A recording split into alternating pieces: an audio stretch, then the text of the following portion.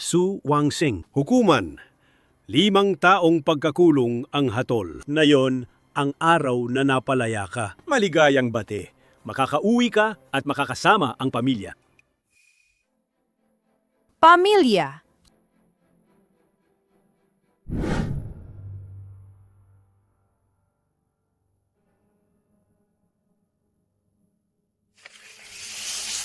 Official ng pulis ito ang Shanghai series na naisip ko noong 2020. Ito ang Shanghai Core Design. Pero si Su Wangsing, tinakaw niya ang sketch ko at gumawa pa siya ng sample ng maaga. Gustong mauna sa akin. Nais niyang sumali sa pandigdigang alahas na eksibisyon. Maari akong magpatotoo. Nakita ko ang mga notes na sinulat ni Shu Manro. Sadyang ginawa yon ni Su Wangxing. Pero may drawing na ako noong 2019. Su Wangsing, sabay tayong lumaki. Kung gusto mo ang design na ito, ipapasa ko ito sa iyo. Bakit kailangang magnakaw? At magsinungaling pa?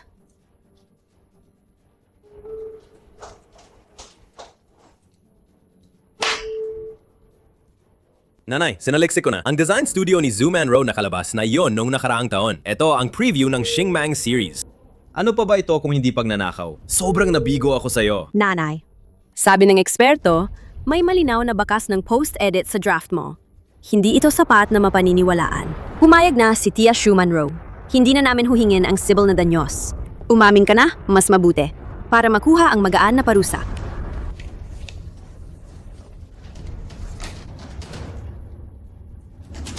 Hindi ko talaga ginawa. Bakit hindi ninyo ako pinaniniwalaan? Tama na, Su Wangsing. Huwag ka nang magpaliwanag pa. Lumabas na ang pinal na hatol. Inaakusahan ka ng paglabag sa copyright. Hinahatulan ka ng 5 taong pagkakakulong. Ipapatupad agad.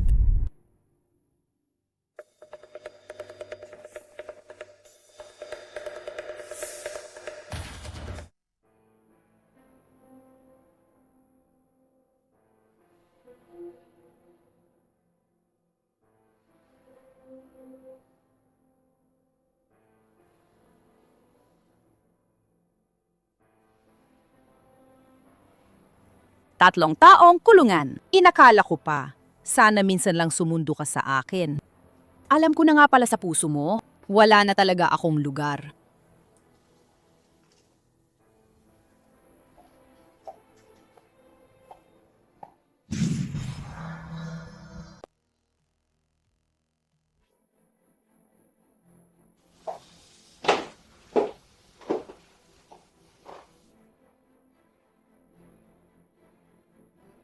Ninang, ang ganda ng kwintas mo.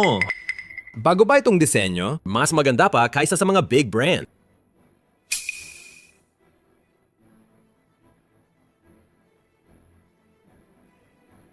Su Wangsing, bakit manisa kang umuwi? Hindi ba sinundo ka ni Gu Yunting? Baka sobrang busy lang siya sa kumpanya. Iniisip ka pa rin niya.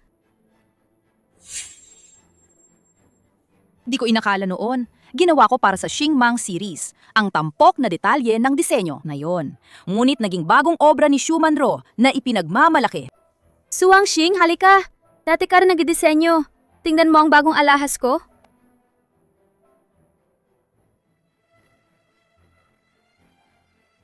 Hindi ko alam ang uso ngayon. Mama, anong nangyari sa'yo? Ninang lang, nagtanong lang naman. Anong kasing tindig yan? Wuchen, huwag mong sabihin ganyan. Su Wangsing, kagagaling lang niya. Baka hindi pa siya sanay. Walang problema. Nagtatanong lang naman ako. Kung pagod ka, umakyat ka na at magpahinga. Su Manro. Ninakaw mo ang disenyo ko at sumikat ka. Ngayon, sasamantalain mo pa sila para sa mga parangal. Sa Fashion Week na to, sa kompetisyon na ito, ipapaalam ko sa lahat, sino talaga ang may-ari ng mga disenyo.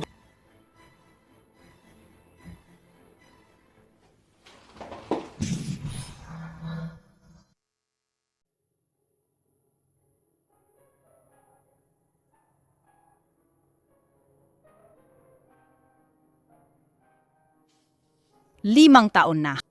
Ninakaw ang disenyo ko at ginawang tatak. Inagaw nila ang tahanan namin. Pati na ang huli kong pag-asa. Halos natabunan na ng alikabok.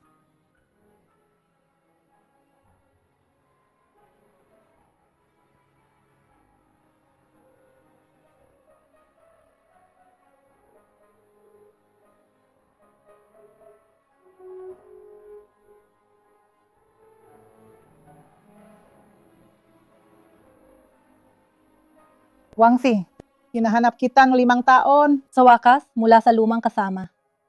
Nakuha ko ang bagong numero mo. Wang Manching. Bakit kayo nandito? Noong nakaraang linggo, sa listahan ng sumasali sa Fashion Week competition, nakita ko ang pangalan ni Shu Manro. Ang isidubit niya ang preview ng Yingguang series. Tiyak yun ang gawa mo. Yung hindi na i-publish noon. Xingmang derivative. Wansing, ang disenyo mo ito. Hindi dapat nakawin ang dangal ng iba. May kilala pa ako sa industriya.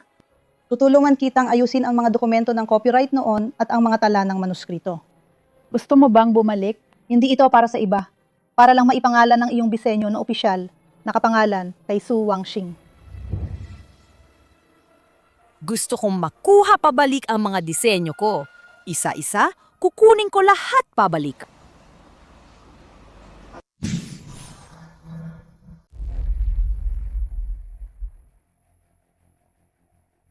Suwansing, nandito ka pala. Hanap ko ng lumang florera, lalagyan ng bagong bili kong rosas. Maari mo ba akong tulungan maghanap? Tingnan mo mismo. Sige.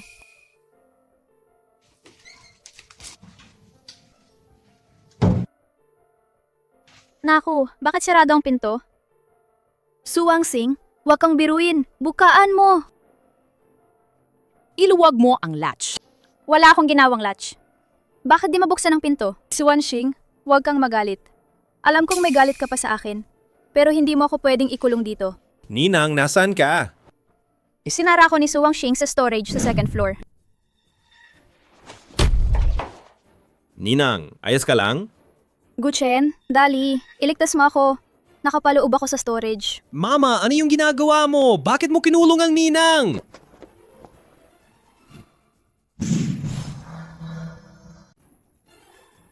Su Wangxing! Sobra na yan. Paano mo naman siya ginawa ng ganun? Hindi ako ang nag-lock. Nakahanap ko lang ng florera paglingon. Sarado na ang pinto. Yung nangyari kay Su Wangxing, 5 taon nang nakalipas. Matagal na kitang pinatawad. Ninang, huwag kang matakot. Nandito kami. Ililigtas ka namin. Nanay, kahit may sama ka kay Ninang, hindi dapat ganyan ka maghigante. Napakabata naman yan. Ang ironic nito, mahigit 20 taon ng pagkakalinga ng pamilya, pero natalo sa clumsy na pagganap ni Shu Manro.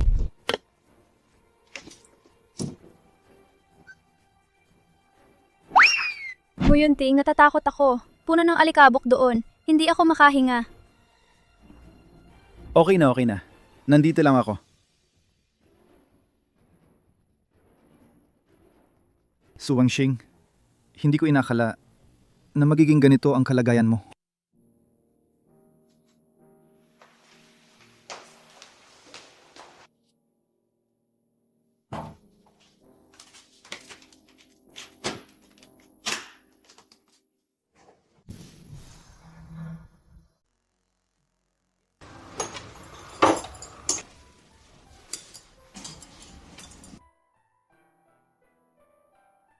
Ang luto ng ninang, sobrang sarap. Mas masarap pa kaysa sa mga restaurant sa labas.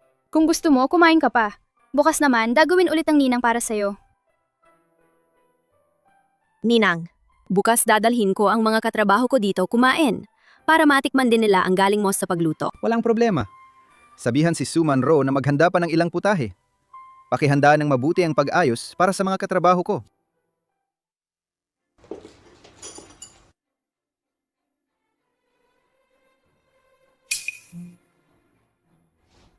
Su Wangxing, bumaba ka na. Kumuha ka ng upuan, umupo at kumain ka. Ay naku, ang memorya ko, nakalimutan ko. Nakalimutan kitang tawagin para kumain. Kasalanan ko nga. Karaniwan, 4 lang kami kumain sa bahay. Hindi madalas kaming mag-imbita, pasensya na. Huwag mo kaming batikusin. Mama, hindi sinasadya ng Ninang. Huwag mong seryosohin.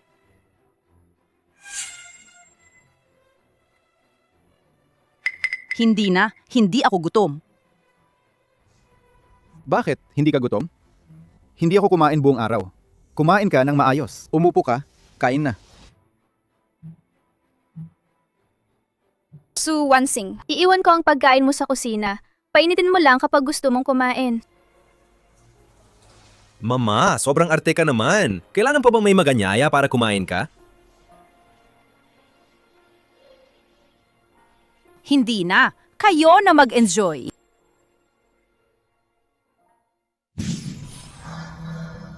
Mamaya, pumunta ka sa mall para sa akin. Tingnan mo yung tindahan ng dance shoes doon.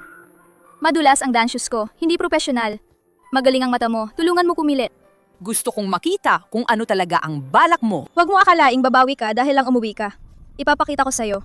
Guyunting, Gusinran. Ako ang pinakamahalaga sa kanila. Hindi mo kayang talunin ako. Punta sa warehouse sa labas ng syudad.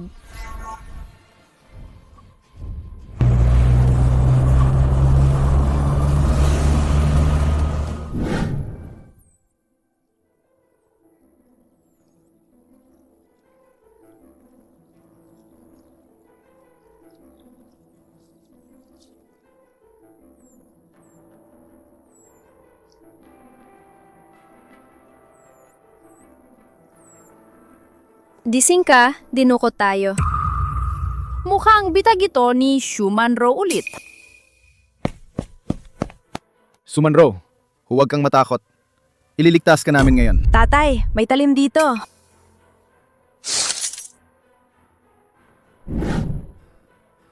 Pero kulang ang oras. Isa lang ang maliligtas natin.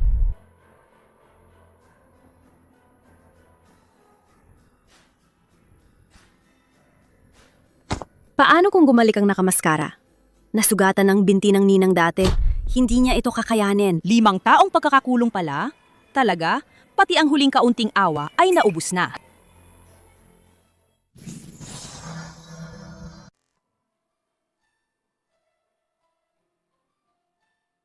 Tatay, huwag kang manahimik. Kung masaktan ng ninang, paano natin haharapin siya kung ganon? Oo, tay. Bakit ganun ang ginawa niya kay ninang? Pabayaan natin siyang tumagal pa ng kaunti para rin itong pagbayad sa kanya. Ililigtas natin ang minang mo.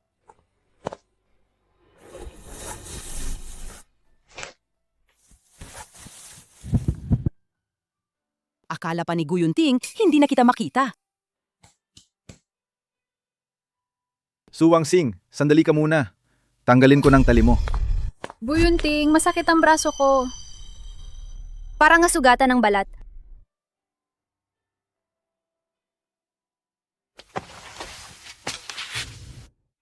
Nasugatan ka.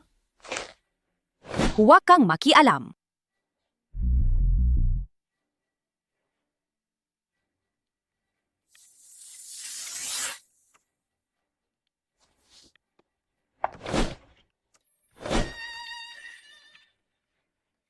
Sumanro, kung maglalagay ka ng bitag ulit, mag-practice ka ng acting mo.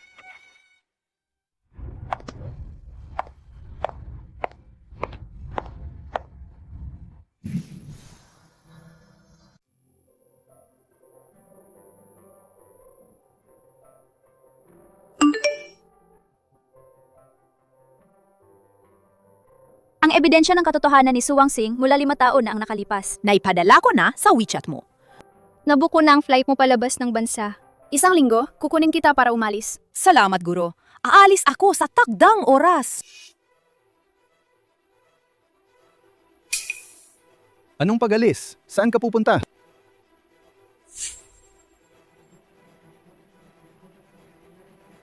Para wala kang kinalaman saan man ako pupunta. Malaki ka na, hindi ba?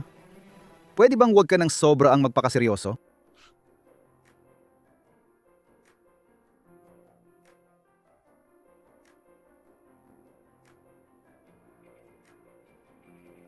Taon na tayong magkasama. Hindi ba sapat yan? Dapat maniwala ka sa akin. Huwag ka na munang magselos ng basta.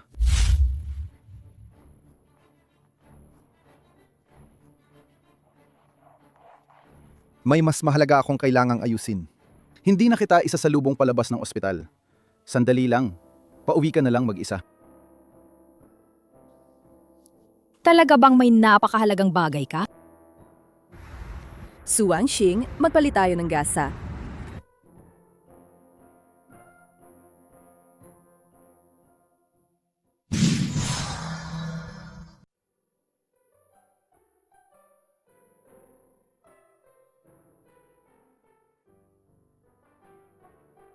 Ipinadala yan ng iyong ninang. Ano to?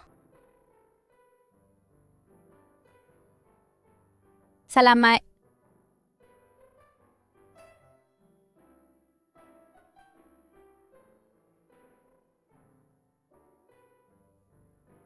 Ninang, para po sa inyo ito.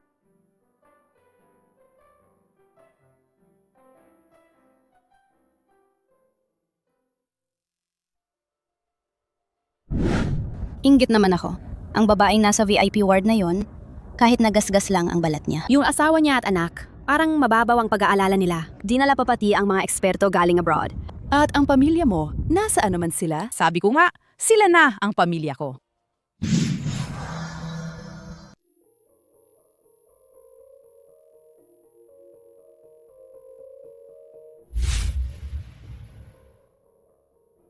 Ano yan?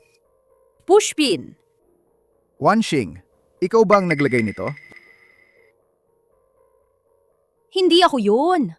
Kung ayaw kang paniwalaan, silipin mo ang CCTV. Kung nagsisinungaling ka, sino pa kung hindi ikaw? Dahil nagkasama tayo sa bodega at hindi ka namin nauna ang iligtas, ginawa mo paghihiganti ito laban sa ninang. Wanxing, ang sinabi ko dati, hindi mo pa rin pinakikinggan. Sobrang nabigo ako sa iyo. Sabi ko, hindi yan. Tatay, hanggang kailan natin papayagan si nanay? Sunod-sunod ang kanyang panlilinlang. Sa tingin ko, mapahamak si Ninang. Hindi siya nagsisisi. Sama ka sa akin.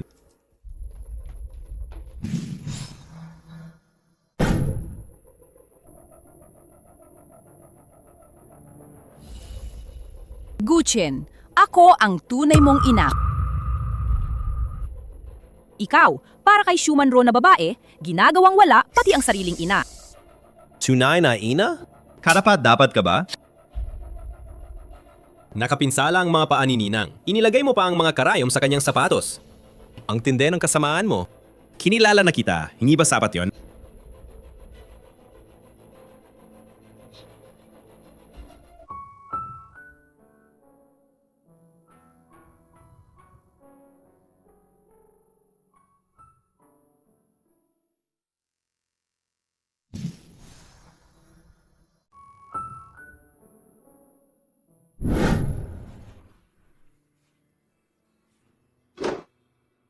Ay! Nanay, saan ka nasaktan? Masakit ba?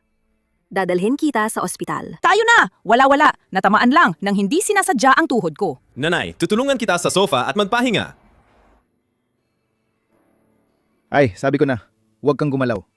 Hindi mo na kailangan gumawa ng gawaing bahay. Dito sa bahay na ito, ikaw lang ang mag-enjoy ng buhay. Maging isang eleganteng misis. Nanay, masakit ito para sa'yo. Mas masakit pa kaysa sa akin. Mula ngayon, maging reyna ka sa bahay. Talaga, walang problema. Wala pa akong sugat dito. Tingnan mo.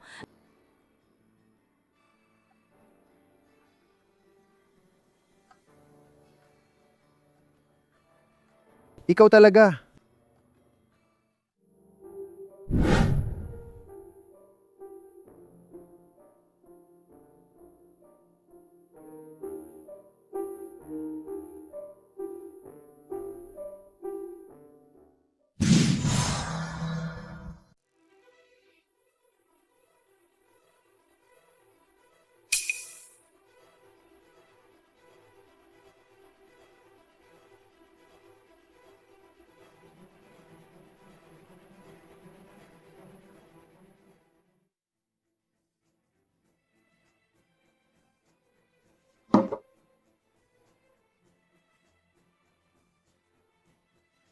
Wanxing, gising ka na.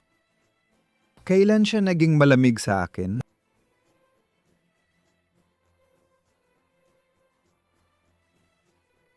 Uminom ka na ng gatas.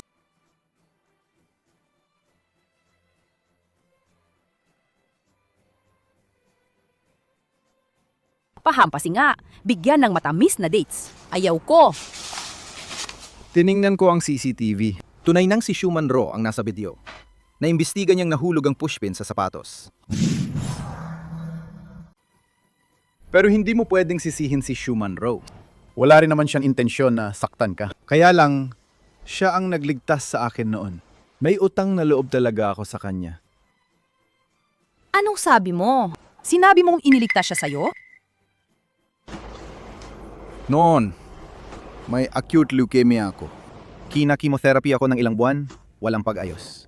Halos hindi na ako nakaligtas. Si Schumann Ro ang nag-volunteer para magpa-match. At nagkatugma nga sila. Siya ang nag-donate ng bone marrow para sa akin. Hindi ko mababayaran ang utang na yon sa buhay ko.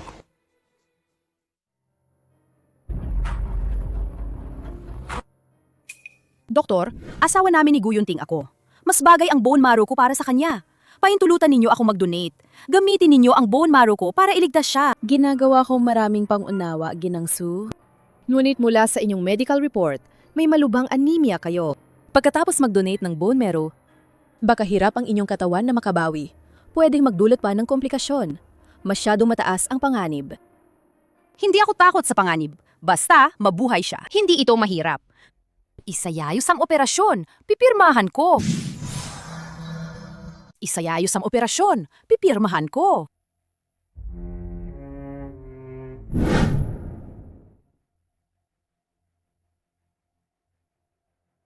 Kahit minsan si Su Wangxing, kailangan kong paboran si Shu Manro minsan.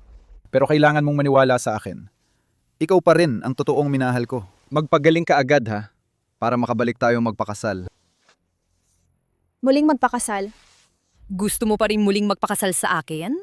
Siyempre, ikaw ang nagpakulong kay Shu Manro noon. Malaki ang negatibong epekto para hindi bumagsak ang stock ng kumpanya. Kaya napilitan akong makipaghiwalay sa'yo. Ngunit ngayon, lumabas ka na sa kulungan. Ibabalik ko sa iyo bilang kabayaran. Isang malaking kasalan. Guyunting, mayroon ka ng Su Manro ngayon. Gusto mo pa akong pakasalan? Gusto mo pa akong pakasalan? Anong kalokohan ang sinasabi mo? Ikaw ang pinakamamahal ko sa buong buhay ko. Ikaw lang ang pakakasalan ko. Tatay, dali! Ninan, may nangyari!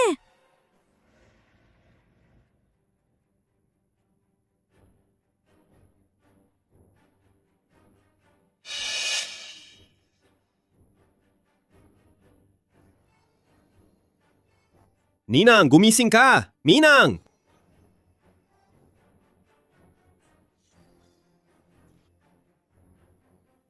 Ninang! Su Manro!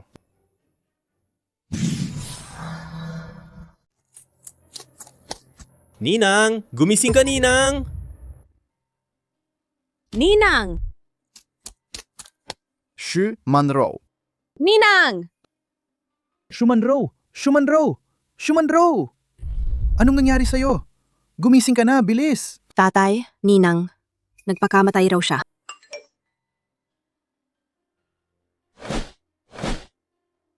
Gusto kitang pagkasalan. Pero bumalik na si Su Wangxing. Kailangan ko nang umalis. Ninang, bakit ka naman naging ganito? Dadalhin kita sa ospital na yon.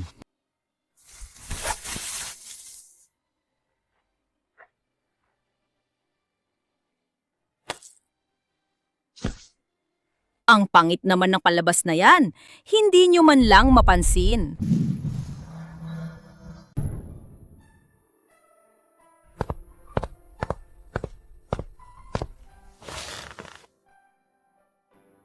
Nanay, 75 taon, suffer ka sa loob ng kulungan. Sana, na yun nang magpahinga ka.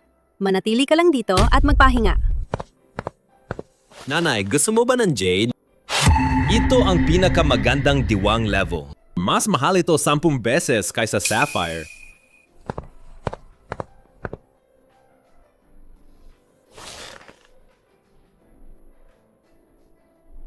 Salamat, Su Wangxing. Ang hirap na dinaanan mo. Anong meron kayo? Usapan ba yan? Sabihin ninyo na, Nanay, Ninang, mapalad siya, pero malungkot ang loob. Di namin alam kung kailan nagsimula.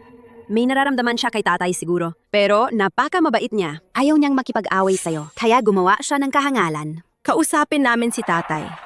May naisip kaming solusyon na patas. Anong plan? Papakasalan po si Shu Manro. Fake lang to. Papakasalan ko si Shu Manro. Fake lang.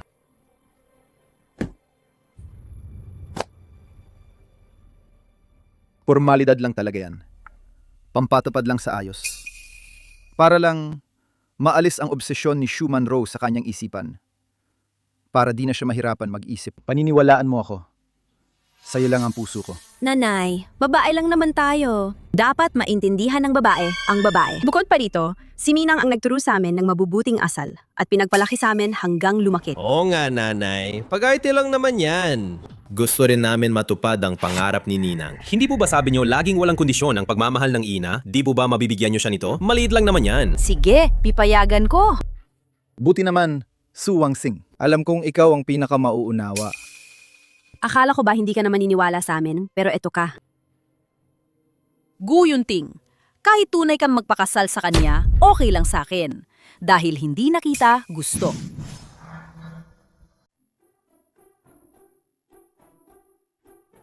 Ninang, ito po ang inisip ko ng isang buwan. Special para sa inyo ang Tongshin knot na to. Ito po ang simbolo ng pagmamahal ko. Naway pagpalain ninyo siya at ama magpakasuyo sa isa't isa. Napili ko na po ang wedding gown. Sinabi ko na po sa designer, punong-puno ng 10,000 na sapphires. Ninang, ikaw ang pinakamagandang nobya. Sumanro, hindi ba pinapangarap mo ang isang wedding na puno ng ilaw? Nakuha ko na ang venue.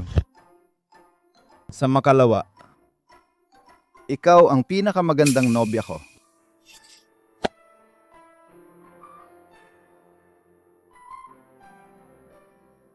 Ay naku, hindi na kailangan ganito. Palabas lang naman ito.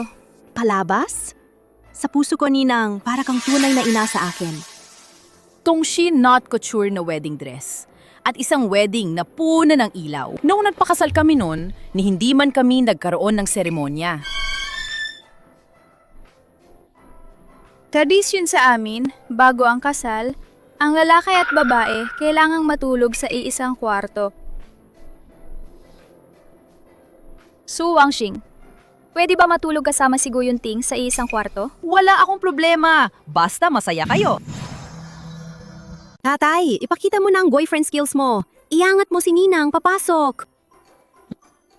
Yangat!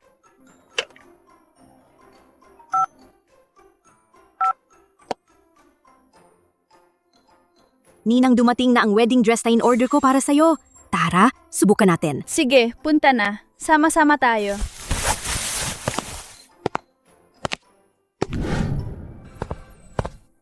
Anong ginagawa mo dito nakaupo? Wala to sa'yo. Kakatapos ko lang dahil pakalmahin si Shumanro. Huwag kang mag-alala.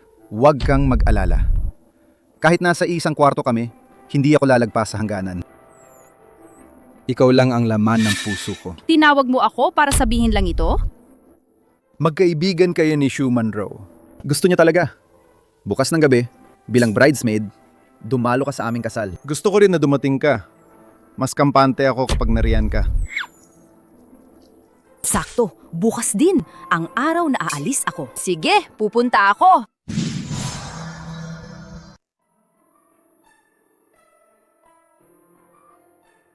Ito na ang huling gabi ko sa bahay na ito.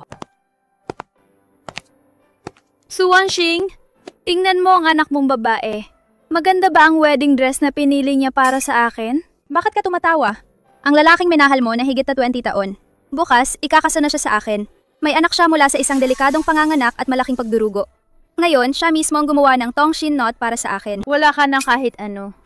O aba, congratulations na lang sa'yo. Hindi ka pa rin sumusuko. Hayaan mo, ipapakita ko sa'yo. Sa puso nila, hindi ka kailanman kasing halaga ko. Tawagin niya ang mga tao. Hoy, anong ginagawa mo? Su Wangxing, huwag mong hilahin ang wedding dress ko. Anong ginagawa mo? Hoy, hoy! Ninang, ayos ka lang ba? Su Wangxing, hindi ba napagkasunduan na natin? Kahit bawiin mo pa ngayon, magpapatuloy pa rin ang kasal. Walang problema, Ninang. Tongshin knot, gagawa ko agad ulit ng isa para sa'yo. Nasira ang wedding gown. Gagawa kami ulit ng isa, eksaktong pareho. Ikaw ang pinakamagandang nanay ko. Sumanro, humihingi ako ng tawad sa ngalan ni Wangxing. Bibigyan kita ng mas magandang kabayaran. Halika, tutulungan kitang pumasok at magpahinga. Nakikita mo ba? Lahat ng pag-aari mo ay akin.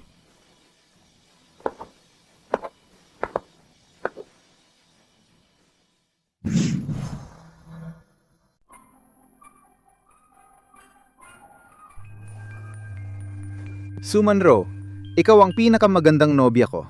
Handa ka na ba? Ninang, Sana nga ikaw ang tunay kong ina. Bakit ang paligoy-ligoy mo, nanay? Hindi pa ba siya darating? Huwag nating patagalin ang kasal ng ninang.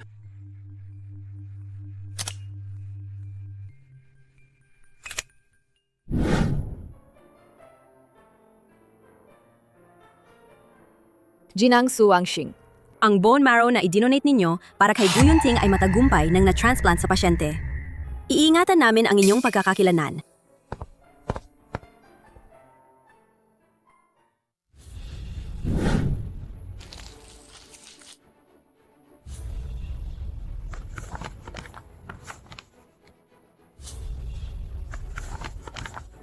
Sumanro, ang peki mong pagiging maawain, matagal mo nang suot iyon. Sa loob ng 5 taon na ito, ang bawat pag-aaruga na natanggap ko sa kulungan, Lahat ito dahil sa iyo.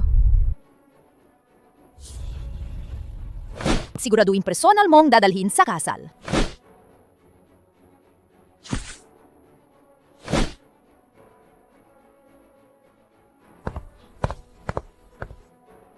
Ngayon, panahon mo ng malasahan ang pakiramdam ng pagkakalantad ng maskara.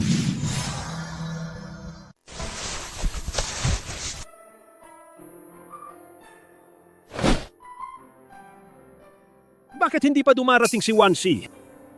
Walang bride na naghihintay ng bridesmaid, no? Sa tingin ko, gustong magulo ni Mama. Guyunting, galit pa ba sa akin si Wanshin? Kung hindi, hindi siya mahuhuli ng oras. Ay naku, ang tanga talaga ni Mama. Pagdating niya, sisingilin ko ang ninang. Kuya, manatili ka muna kasama ang ninang. Tatawag ako kay Mama. Bibigyan kita ng 3 minuto. Dali na, punta ka agad. Pupunta na ako! Tama, may inihanda rin akong malaking regalo para sa inyo. May puso ka pa rin pala.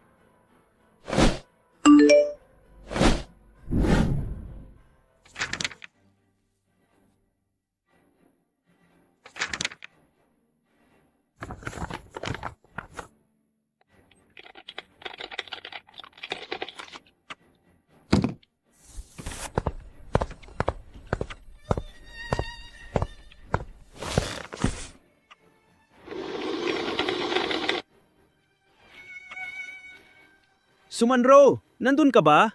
Kukuha lang ako ng draft ng disenyo.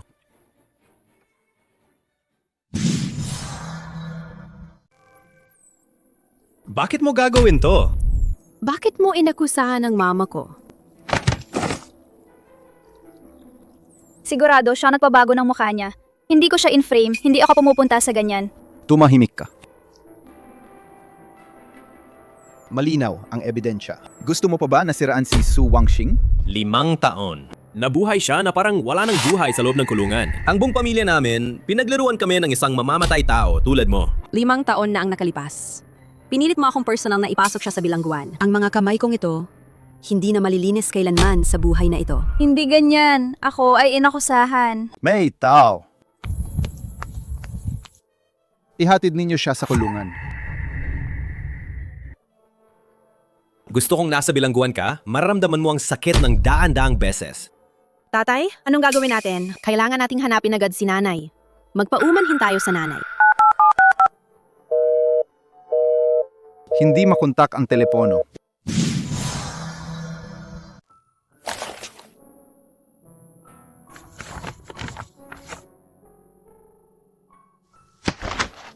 Ako si Su Wangxing, kusang loopong itinatakwil sina Gu Chen at Gu Xinran.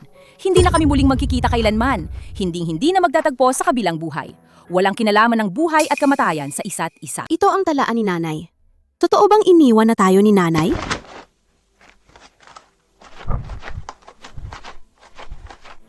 Noong una, kung hindi siya nabighani kay Schumann Rowe, hindi ka sana nagdusa ng ganoon. Hindi ako naniwala na iiwan niya tayo. Siguro nagmamadali lang si Wangxing. Siya ang pinakamalambing kay nanay. Dati, kahit anong pagkakamali namin, laging tinapatawad tayo ni nanay. Nakaharap na si Schumann Rowe sa kulungan. Pwede pa nating magsimula muli? Wangxing, hintayin mo ako. Babayaran ko ang pagkukulang ko sa'yo. Hello, itong fire department. New Po Bridge ang lokasyon. May nangyaring malubhang aksidente sa kalsada. Sa lugar, natagpuan namin ang isang ID ng babae na nagngangalang Su Wangxing. Nais namin kumpirmahin ito sa inyo. Maari po ba kayo makipag-ugnayan? Ang plaka ng sasakyan ay Cheng A 343. Ano?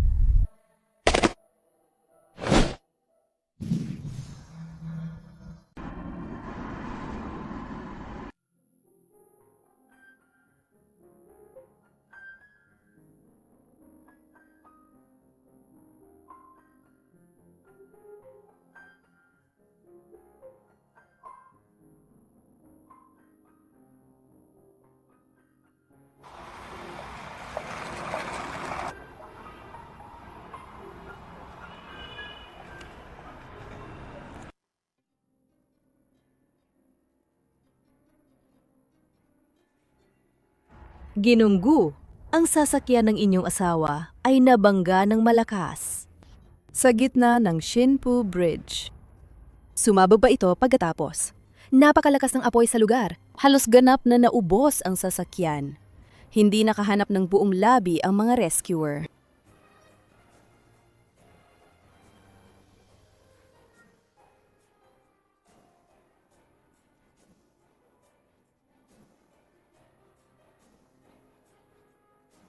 Hindi ko pa nagagawa ang pangako na magpakasal ulit. Ikaw. Paano mo kami pinabayaan ng ganyan? Ako ang may kasalanan dito.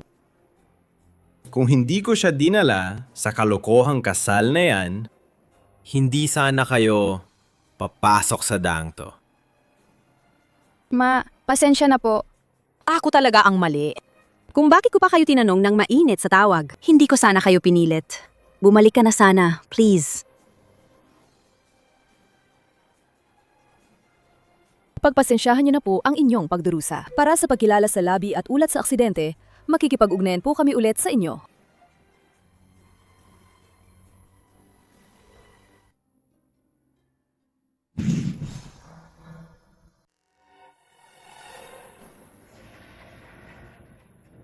Sabi nila ikaw ang nakaw ng disenyo at nagdaya sa asawa at anak ng iba. Ako ang Panginoong babae ng pamilya Gu. Si Gu Yunting ang asawa ko. Ano bang magagawa ninyo sa akin? Kapag pumunta siya dito, talagang ipapalutang ko ang lahat. Ang Panginoong babae ng pamilya Gu. Di mo ba nakita? Kanina yung duty officer. Tumawag ba siya kay Gu Yunting? Sinabi ni Gu Yunting, huwag na siyang hayaang gumawa ng eksena. Sundin ang patakaran. Hindi yan totoo. Hindi gagawin ni Gu Yunting to sa akin. Kahapon pa kami dapat nagpakasal. At saka, akala mo makakapanatili ka rito? Nang payapa, noon, paano mo pinabayaan si Su Wangxing na magdusa rito? Uulitin namin sa'yo ang pagdurusa. Imposible. Hindi gagawin ni Gu Yunting to sa akin. Sobrang maalaga siya sa akin. Kailangan ko siyang makita. Cell number 3. Tahimik kayo. Kung mag-iingay pa, susundin ang patakaran. Ikandado ang restrained chair. Gu Yunting, alam kong nagkamali ako. Dali, iligtas mo ako. Sinabi mong papakasalan mo ako. Dali, iligtas mo ako. Huwag ka nang sumigaw. Kung tutuusin, kung gusto niyang tumulong, dumating na sana siya noon. Ang mga nagnanakaw tulad mo, na sumisira sa pamilya ng iba, sino ang gagustong tumulong sa'yo?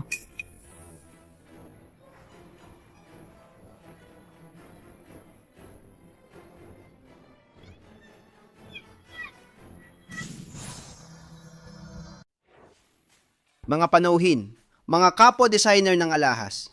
Susunod, ihahayag ang pinakamataas na parangal Annual Linghun Design Award.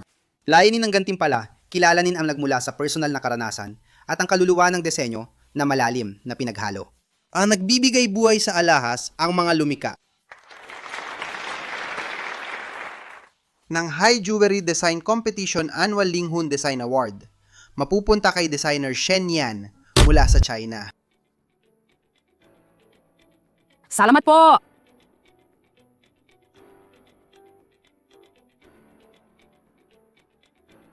Noong isang taon, isinara ko ang aking lapis ng disenyo at itinago sa pinakalalim na drawer. Akala ko hindi ko na muling hahawakan yon. Noong panahong iyon, kahit ang poster ng jewelry fair nililihim ko at iniiwasan. Parangal-parangal. Sertipiko hetom, sertipiko gusto kong magpasalamat ng espesyal sa aking guro. Sertipiko gusto kong magpasalamat ng espesyal sa aking guro, si Wang Manching. Siya ang nagpaalala sa akin na pati ang salitang disenyo, hindi ko na inaakay sabihin noon. Sinabi niya sa akin, hindi mawawala ang tunay na disenyo. Gaya ng hindi ka matapalo. Kasama rin niya akong paulit-ulit tinulungan ang muling buhay na hiyas ang tamang anggulo ng paghiwa na nagpaunawa sa akin ang disenyo. Hindi pag-uulit ng nakaraan, kundi pagpapailaw muli ng nakaraang liwanag para muling paliwanagin ang kasalukuyan. Akala ko dati ang ninakaw na disenyo at ang buhay na nawasak ay magiging tanikala magpakailanman. Ngunit ngayon, naiintindihan ko. Hindi pasanin ang mga iyon sinabi nila sa akin. Bawat hiyas, kailangang hiwain para kumislap. Bawat designer, kailangang dumaan sa pagsubok para mahanap ang sariling estilo. Ang sertipikong ito, hindi lang pagkilala sa aking disenyo, kundi pati na rin sa lahat na hindi sumusuko. Isang inspirasyon.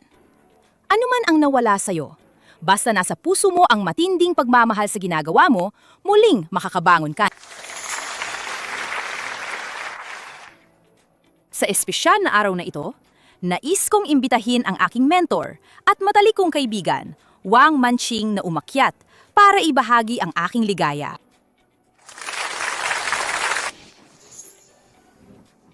Salamat po, Guro! Ako ang dapat magpasalamat. Ikaw ang nagpakita sa akin Na ang hindi pagsuko ay ang pinakakagandahang disenyo. Mula ngayon, sabay tayo! Para muling pagliwanagin ang mas maraming liwanag.